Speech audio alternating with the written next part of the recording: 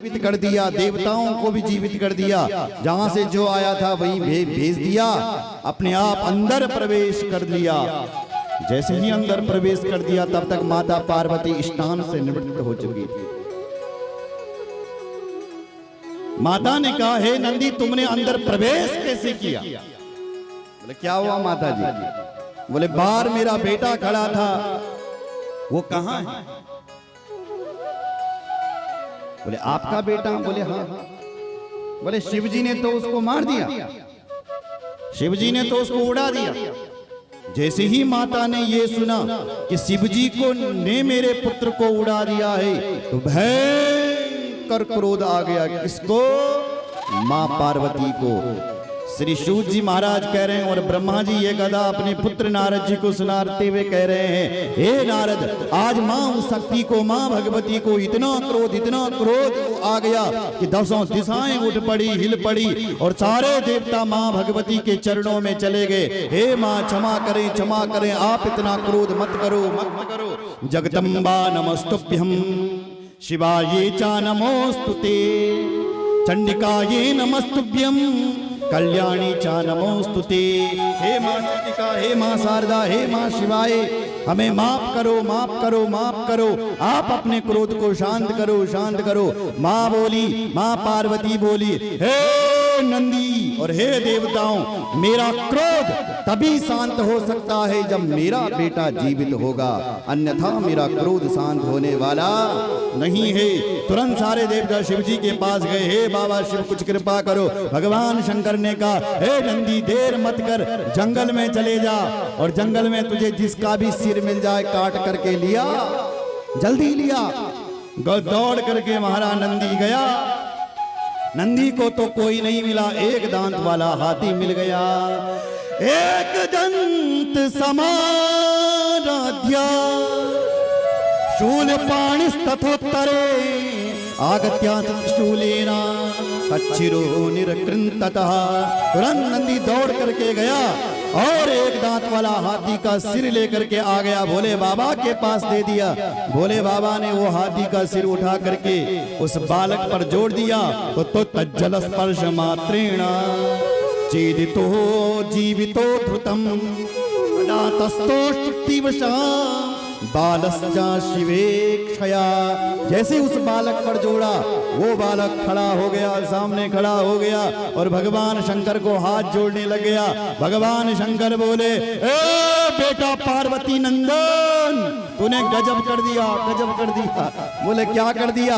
बोले, ये जितने भी देवता हैं, 33 कोटि देवता हैं, 60 करोड़ मेरे गण हैं। हे बेटा, तूने इन सबको हरा दिया, और आज मैं इन्हीं गणों के सामने, मैं आज तुझे इन सारे गणों का और इन देवताओं का मैं तुझे आज धीस बनाता हूँ। इन गणों का मैं तुझे आज धीस बनाता हूँ, और आज से मैं तेरा नाम गणेश रखता हूँ। तुम गणेश में, तुम गणों में ईश हो, श्रेष्ठ हो, और आज से मैं तुम्हारा नाम गणेश रख देता हूँ।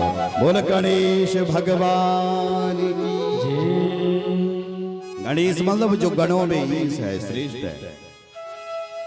शिवजी ने उसका नामकरण संस्कार कर दिया। बेटा, तुम गणों में श्रेष्ठ, क्योंकि तूने देवताओं को भी पराजित कर दिया है, मेरे गणों को भी तूने पराजित किया है, इसलिए आज इन्हीं गणों के सामने मैं तुझे श्रेष्ठ बना रहा। यावद पुनः क्षमा जाति वर्षांते च चतुर्थिका तावद व्रतम च कर्तव्यम तब चैव ममाज्ञया। आज भी हम भगवान गणपति का व्रत करते हैं। जिस दिन वह गणपति पुनर्जीवित हुआ था, शिवजी ने उसको जीवित किया था। कहते हैं भादों का महीना था, कृष्ण पक्ष था, और चतुर्थी तिथि थी, जिसको हम आज गणेश चतुर्थी भी कहते हैं। और 10 दिनों तक गणेश महोत्सव चलता है।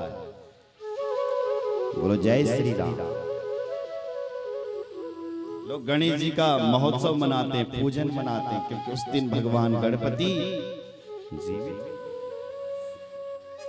गणपति भगवान को दूर्वा बहुत प्रिय है।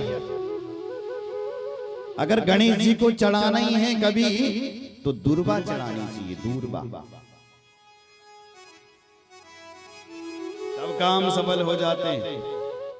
दुर्बान कुरं सुहरिता अमृतान मंगल प्रदान आनिस्तास्तव पूजार्थम गृहाण परमेश्वर।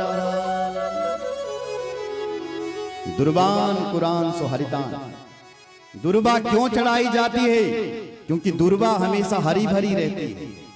तो हे प्रभु, हे भगवान जी, प्रार्थना करनी चाहिए जैसे ये दुर्बा हमेशा हरी भरी रहती है, ऐसा मेरा परिवार भी हमेशा हरा भरा रहे, इसलिए हम दुर्बा चढ़ाते हैं।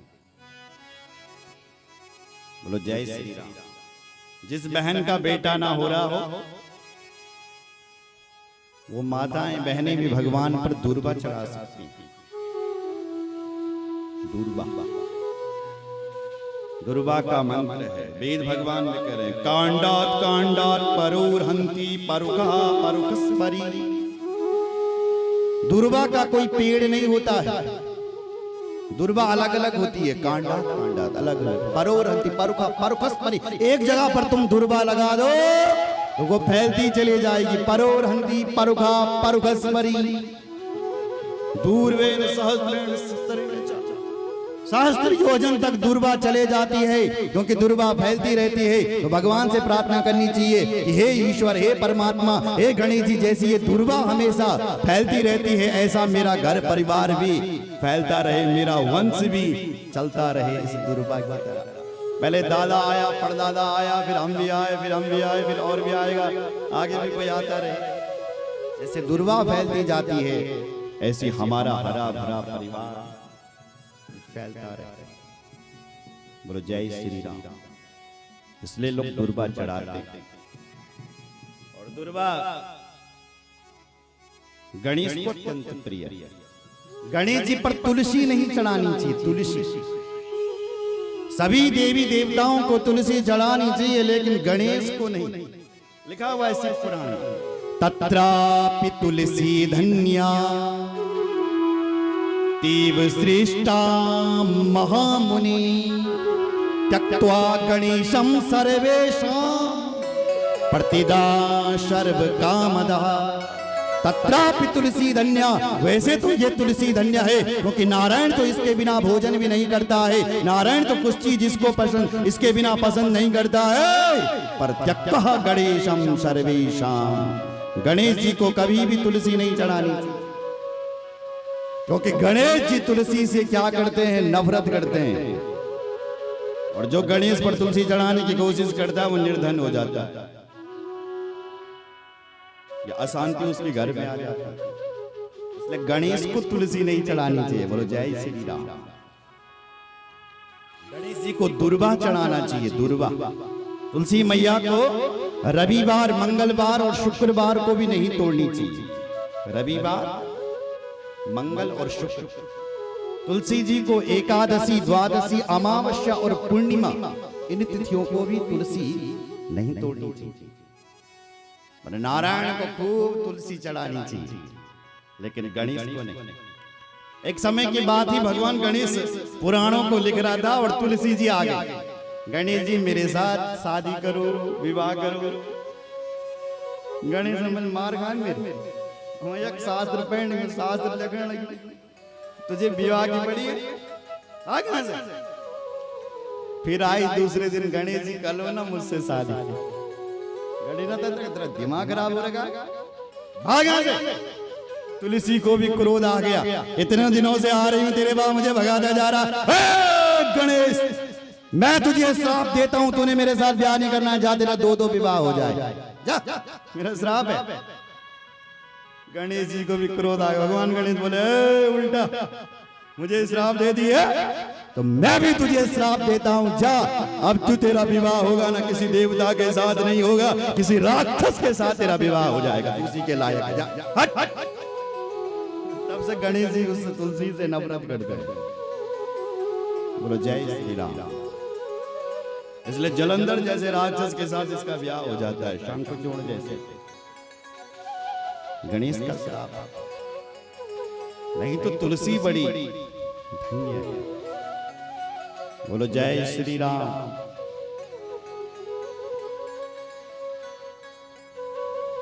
सर्वदेव प्रिया ज्ञेया विष्णुश्चैव विशेषतः। वैसे तो सभी देवताओं को ये तुलसी प्रिय है, लेकिन विष्णु चैव विशेषतः, विष्णु भगवान को विशेष करके ये तुलसी बहुत प्रिय है। बोलो जय श्री राम। ऋषियों ने प्रश्न किया है, गुरुदेव आप यह बताइए कि गणेश जी की क्या सचमुच 2 विवाह हुए थे? बोले हाँ ऋषियों हुए थे। बोले हे भगवान हम सुनना चाहते हैं, सुनाइए जरा। बोले सुनो ऋषियों, एक समय की बात थी, षण्मुखे च गणेशे च पित्रोस्तदधिकं सदा स्नेहो व्यधत महान शुक्ल पक्षे यथा शशि। अरे भगवान शंकर के घर पर जो 2 पुत्र हैं वो ऐसे बड़े हो रहे हैं जैसे शुक्ल पक्ष का चंद्रमा बड़ा होता है। शाम के समय देखना चंद्रमा धीरे धीरे बड़ा हो रहा है आजकल। तो ऐसे ही जैसे शुक्ल पक्ष का चंद्रमा बड़ा होता है धीरे धीरे, ऐसे भगवान शिव जी के पुत्र बड़े हो रहे हैं। भगवान शिव को लगा भाई इनका विवाह करना चाहिए मुझे, ये बड़े हो गए, ये दोनों बराबर हो गए हैं, तो हम किसका विवाह पहले करें? किसका? तो दोनों बच्चों को शिव जी ने बोला आ जाओ बच्चों इधर आ जाओ। बच्चे आए, किसका विवाह पहले करें? तो गणेश जी ने कहा मेरा ही कर दो ना बाबा, क्या हुआ तो मैं बड़ा हूं ना बाबा, मेरा विवाह कर दो ना। तो कार्तिकेय ने कहा नहीं मेरा विवाह पहला होना चाहिए, क्योंकि बड़ा मैं हूं इससे, इस मोटे से बड़ा मैं हूं, ये तो मोटा है, इसका तो बाद में भी हो जाएगा ना बाबा, पहले मेरा करो। अहम चा परिणिष्यामि अहम चैव पुनः पुनः परस्परम च नित्यम वे विवादे तत्परा विभो। यहाँ लिखा मेरी कोई घर की बात नहीं है, परस्परम विवादी, जब परस्पर दोनों भाई आपस में झगड़ा करने लगे। एक भाई कहता है मेरा विवाह करो और दूसरा भाई कहता है मेरा विवाह करो, मेरा विवाह करो। शंकर जी की समझ में नहीं आया कि मैं किसका विवाह करूं पहले। फिर बाबा शंकर ने सोचा बच्चों इधर आओ। हाँ बच्चों, हाँ पापा जी बोलो। बोले मेरी एक शर्त है, मेरी एक प्रतियोगिता है। क्या? बोले जो सारी पृथ्वी की प्रदक्षिणा करके आएगा उसी का विवाह मैं सबसे पहले करूंगा। जाओ, मेरी ये प्रतियोगिता है। बच्चों ये जो आकाश दिखाई दे रहा है तुम्हें, जो इस आकाश का पता लगा करके आएगा उसी का विवाह हम पहले करेंगे। यस्यैव पृथ्वीं सर्वा कृत्वा पूर्वमुपव्रजेत् तस्यैव प्रथमं कार्यो विवाह शुभ लक्षणा। अरे हे बच्चों, मैं उसी का पहला विवाह करूंगा जो इस संसार की पे जो समस्त तीर्थों की पहली परिक्रमा करके आएगा उसी का मैं पहला विवाह करूंगा। कार्तिकेय ने सुना, अपना मोर पर बैठा कार्तिकेय शिव जी का पुत्र, और चल पड़ा तीर्थों की परिक्रमा करने के लिए। लेकिन ध्यान से सुनो जरा, मेरी तरफ ध्यान रखो जरा। गणेश जी बुद्धि के देवता है। किसके हैं? बुद्धि। और तुम्हारी बुद्धि यदि तेज है तो गणेश की कृपा है, तुम्हारी वाणी में यदि मिठास है तो सरस्वती की कृपा है। तो ये बुद्धि के बड़े तेज थे। गणेश जी ने कहा मेरा भाई तो गया, लेकिन मेरा वाहन तो चूहा है भाई, मूसो। तो मूसो अपन यहाँ को भेटी तैन में क्या लियाऊं तीर्थ में। तो गणेश जी ने बुद्धि लड़ाई, पुराणों की ज्ञाता है।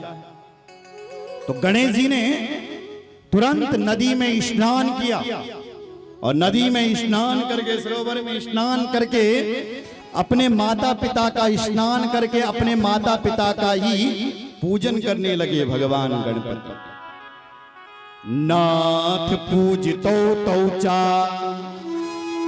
प्रक्रांतौ चा पुनः पुनः चक्रतवान सप्त प्राणा मास्तु तथैव। नाथ पूजितो तौचा, वो भगवान गणपति अपने दोनों माता और पिता तो मतलब माता पिता दोनों का पूजन करने लगे और अपने माता पिता का पूजन करके सामने आ गया और खड़ा हो गया और कहने लग गया, बोले पिताजी मैंने सारे तीर्थों की परिक्रमा करके आ गया, ऐसा बोला।